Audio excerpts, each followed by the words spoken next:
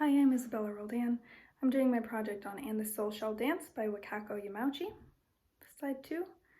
In And the Soul Shall Dance, written by Wakako Yamauchi, the author brings to light the lives and hardships of the Japanese people living in the United States in 1935, a time when the Japanese were being discriminated against by the American people, and it was illegal at this time for Japanese immigrants to own land.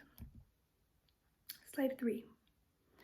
For the Act 1, Scene 1, during the opening scene in the exposition, I want the audience to feel the tension and still the bond of this family.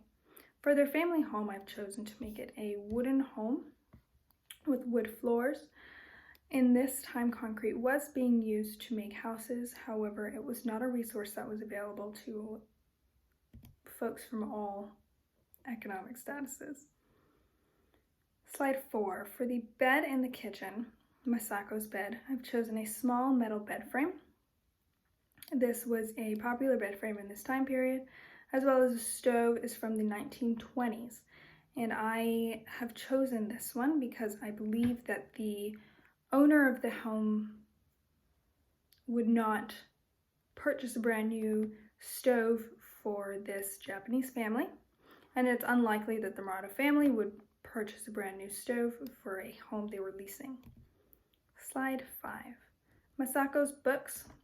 For Masako's books, I have chosen slightly beaten hard-covered books. Paperback books were a thing at this point.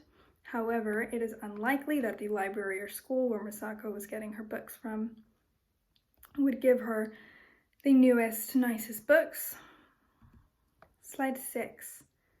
The wall calendar on the Murata's interior is a generic, mostly bland calendar where it is likely that Hana would circle important dates as well as harvest dates. Slide 7. For the towels and the wall pegs, I wanted very generic, very basic, probably very cheap towels, wall pegs most likely being pieces of wood sticking out of the house. Slide 8. The phonograph in the Murata home. They mention later on, that the Victrola is out, so it does seem that they're a little bit behind, but they still are able to listen to music. Slide 9.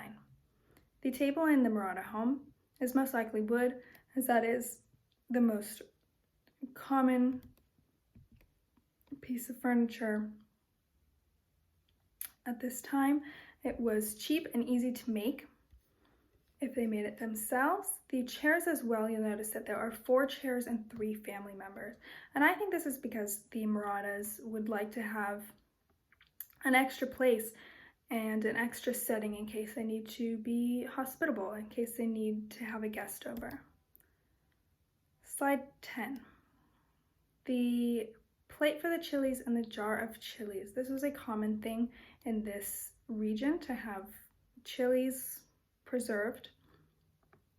And the plate in America in the 1930s, most of the plates were glass and floral. However, the Yamatos expressed their dislike of the American culture at this time. Slide 11. Act 1, Scene 2. During the Murata's visit to the Okas and the rising action of the play, I want the audience to feel exposed to an uncomfortable relationship. For the exterior of Oka's house, I've chosen screen doors, screen windows. Slide 12. The wooden bench and the singular bench on the patio of Oka's house. Most likely wood, most likely cheap, possibly built themselves. Slide 13. Act 2, Scene 5. When Amiko tries to sell her kimonos to the Muratas during the resolution of the play, I want the audience to feel the gutting feeling of hope fading away. On this slide, I have the wooden bench, the sole wooden bench outside of the Murata home, as well as a single light post. which would both be cheap and easily accessible. Slide 14. The glass wind chime that Kyoko gives Masako is a one directly from Japan, so it is a classic Japanese glass wind chime. Slide 15, Act 2, Scene 6. By the denouement of the play, the audience should be left sorrow for Emiko, feeling an empty feeling that many people won't get to go home and will forever be stuck in a drunken stupor dream called green wine. I have the single bush and an empty field, an empty desert.